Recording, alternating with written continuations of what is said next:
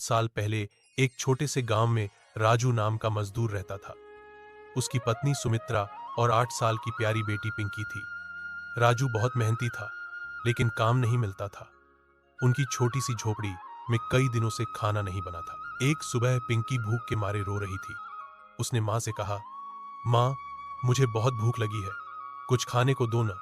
सुमित्रा की आंखों में आंसू आ गए। वह बोली, बेटी, घर में कुछ नहीं है, पापा काम की तलाश में गए हैं।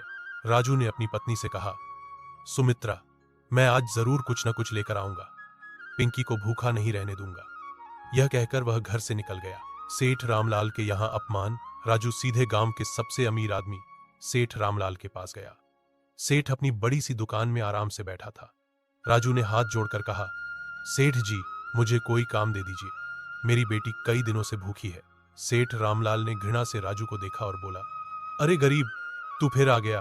देख, काम तो है, लेकिन पहले मेरे जूते साफ कर, फिर मेरे कुत्ते को नहलाना होगा, तब मैं सोचूंगा। राजू का दिल दुख गया। वह बोला, सेठ जी, मैं मजदूरी का काम करूंगा। लेकिन यह सब। सेठ गुस्से से चिल्लाया, तो फिर यहां से चला जा, बहुत घमंड है तुझ में, जा किसी और से मांग। राजू दुखी मन से वहां से चला गया। रास्ते में उसे लगा कि आज फिर खाली हाथ घर जाना पड़ेगा। साधु से मुलाकात। जब राजू निराश होकर घर की तरफ जा रहा था, तो रास्ते में उसे एक बूढ़ा साधु दिखा। साधु बहुत कमजोर लग रहा था। उसने राजू को देखकर कहा, बेटा, मुझे 3 दिन से कुछ नहीं मिला है, बहुत भूख लगी है, कुछ खाने को मिलेगा? राजू ने अपनी जेब टटोली। उसके पास सिर्फ 2 रुपए थे, वही उसके घर के आखिरी पैसे थे। राजू ने सोचा, मैं खुद भूखा हूं, मेरा परिवार भूखा है, लेकिन यह बाबा भी तो भूखा है।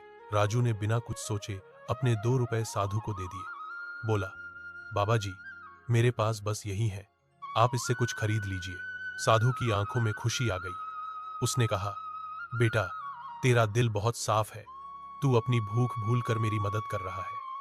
साधु ने अपने झोले से एक साधारण सी रोटी निकाली और राजू को दी। राजू ने कहा, नहीं बाबा जी, यह आपकी है। साधु मुस्कुराया और बोला, बेटा, यह कोई साधारण रोटी नहीं है, इसे अपने घर ले जा और प्रेम से अपने परिवार के साथ बांट कर खा, यह तुम्हारी मदद करेगी। यह कहकर साधु वहां से चला गया। जादुई रोटी का चमत्कार। राजू घर पहुंचा तो सुमित्रा और पिंकी उसका इंतजार कर रहे थे। सुमित्रा ने पूछा, काम मिला? राजू ने सिर हिलाया और कहा, नहीं, लेकिन एक साधु जी ने यह रोटी दी है। पिंकी खुशी से कूद पड़ी। रोटी? मां देखो, पापा रोटी लाए हैं। सुमित्रा चिंता से बोली, लेकिन यह एक ही है और हम 3 हैं। राजू ने कहा, कोई बात नहीं, साधु जी ने कहा था प्रेम से बांटकर खाना, चलो तीनों मिलकर खाते हैं। तीनों ने बैठकर छोटे छोटे टुकड़े करके रोटी खाना शुरू किया। अचानक पिंकी चिल्लाई, अरे मां, यह रोटी खत्म क्यों नहीं हो रही? सुमित्रा ने देखा तो हैरान रह गई। जितना खा रहे थे, रोटी उतनी ही बनी रह रही थी। राजू समझ गया कि साधु की बात सच थी, यह कोई जादुई रोटी थी। तीनों ने पेट भरकर खाया, लेकिन रोटी अभी भी वैसी ही थी जैसी पहले थी। पड़ोसियों की मदद। अगली सुबह राजू का पड़ोसी श्याम आया। वह भी बहुत गरीब था। उसने कहा, राजू भाई, मेरे बच्चे 2 दिन से भूखे हैं, तुम्हारे पास कुछ है तो? राजू ने तुरंत कहा, श्याम भाई, अपने बच्चों को ले आओ, सबको खिला देते हैं। श्याम अपने 3 बच्चों को लेकर आया। राजू ने सबको जादुई रोटी खिलाई। सभी ने पेट भरकर खाया, लेकिन रोटी फिर भी वैसी ही रही। फिर पड़ोसी मीरा आई। उसका पति बीमार था। राजू ने उसे और उसके परिवार को भी खिलाया। धीरे धीरे गांव के सभी गरीब लोगों को पता चल गया कि राजू के यहाँ खाना मिलता है। रोज 10-15 लोग राजू के घर आते और खाना खाकर जाते, लेकिन जादुई रोटी कभी खत्म नहीं होती थी। सेठ रामलाल का लालच। एक दिन सेठ रामलाल को पता चला कि राजू के घर रोज इतने लोग खाना खाते हैं। वह चकित रह गया। उसने सोचा, यह गरीब राजू के पास इतना खाना कहां से आ गया? सेठ राजू के घर आया और बोला, राजू, यह क्या माजरा है? कल तक तो तू भीख मांग रहा था, आज इतना खाना कहां से? राजू ने सच्चाई बताई। सेठ जी, एक साधु जी ने यह जादुई रोटी दी थी, यह कभी खत्म नहीं होती। सेठ के मन में लालच आ गया। वह बोला, अगर यह जादुई रोटी है तो मुझे दे दे, मैं तुझे लाखों रुपए दूंगा। राजू ने मना कर दिया, नहीं सेठ जी, यह बेचने की चीज नहीं है, साधु जी ने कहा था इसे प्रेम से बांटने के लिए है। सेठ गुस्से से बोला, तो तू नहीं देगा? ठीक है। उसने अपने गुंडों को बुलाया, इस रोटी को छीन लो। जैसे ही सेठ के गुंडे आगे बढ़े, अचानक तेज हवा चली, सभी की आंखें बंद हो गईं। जब आंखें खुलीं तो वही साधु वहां खड़ा था।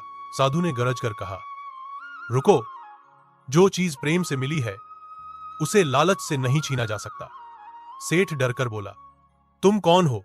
साधु ने कहा, मैं वही हूं जो भूखों को खिलाता हूं और लालचियों को सबक सिखाता हूं। राजू ने अपनी भूख भूलकर मेरी मदद की थी, इसलिए मैंने उसे यह वरदान दिया। साधु ने सेठ की तरफ हाथ उठाया। सेठ और उसके गुंडे डरकर भाग गए।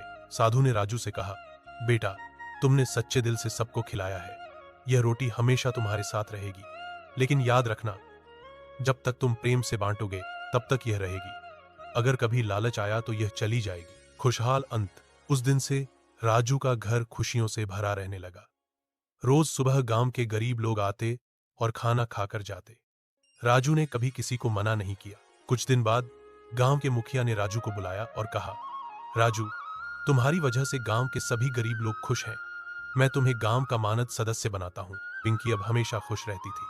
वह अपने दोस्तों से कहती, मेरे पापा के पास जादुई रोटी है, वह सबको खिलाते हैं।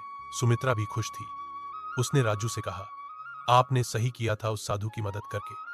देखिए, भगवान ने हमें कितना दिया है।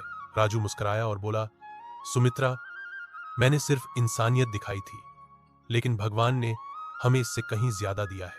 आज भी राजू का घर सभी के लिए खुला रहता है। जो भी भूखा आता है वह पेट भर कर जाता है और वह जादुई रोटी कभी खत्म नहीं होती। सीख और संदेश। इस कहानी से हमें यह सीख मिलती है कि दयालुता और त्याग कभी व्यर्थ नहीं जाते। राजू ने अपनी मुश्किल के समय में भी दूसरे की मदद की, इसीलिए भगवान ने उसे वरदान दिया। जो चीज प्रेम से बांटी जाए वह कभी कम नहीं होती, बल्कि और बढ़ती जाती है।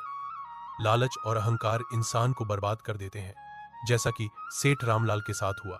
हमें भी राजू की तरह दयालु बनना चाहिए और जरूरतमंदों की मदद करनी चाहिए। तभी हमारा जीवन सुखी और संपन्न होगा।